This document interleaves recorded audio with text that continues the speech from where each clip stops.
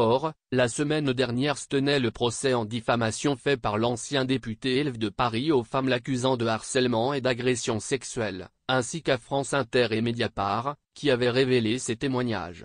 Un procès au cours duquel l'ancienne ministre écologiste Cécile Duflot a notamment affirmé que l'ancien vice-président de l'Assemblée nationale l'avait agressé sexuellement. Mardi, le ministre a tenu à s'expliquer. Au micro d'Europe 1, il a expliqué qu'il ne savait pas que ce procès allait avoir lieu. Évidemment que la concordance de calendrier était très malvenue, a-t-il reconnu. Il a par ailleurs assuré ne pas du tout être un soutien de Denis Baupin.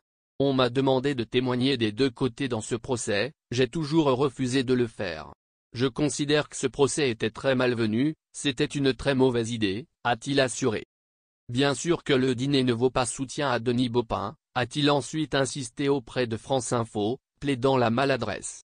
Un témoin du procès a dénoncé un dîner entre potes, harceleurs ou protecteurs d'harceleurs qui se serrent les coudes, rapporte par ailleurs la station.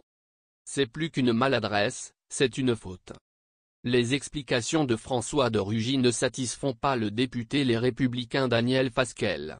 Quand on est ministre de la République, on doit être attentif à chacun de ses gestes, et aux personnes que l'on rencontre, estime l'élu du Pas-de-Calais auprès de France Info. Un ministre de la République doit se tenir à l'écart de ce genre d'affaires. C'est plus qu'une maladresse, c'est une faute, ajoute-t-il. Le député de l'Audi Michel Zumkeles juge quant à lui que dans un contexte pareil, il était urgent d'attendre et de ne surtout pas l'inviter. On a parfois du mal à comprendre ces maladresses, ça paraît tellement évident qu'il ne faut pas le faire. On peut se mettre à la place de tous ceux qui sont concernés, ça paraît quand même très déplacé.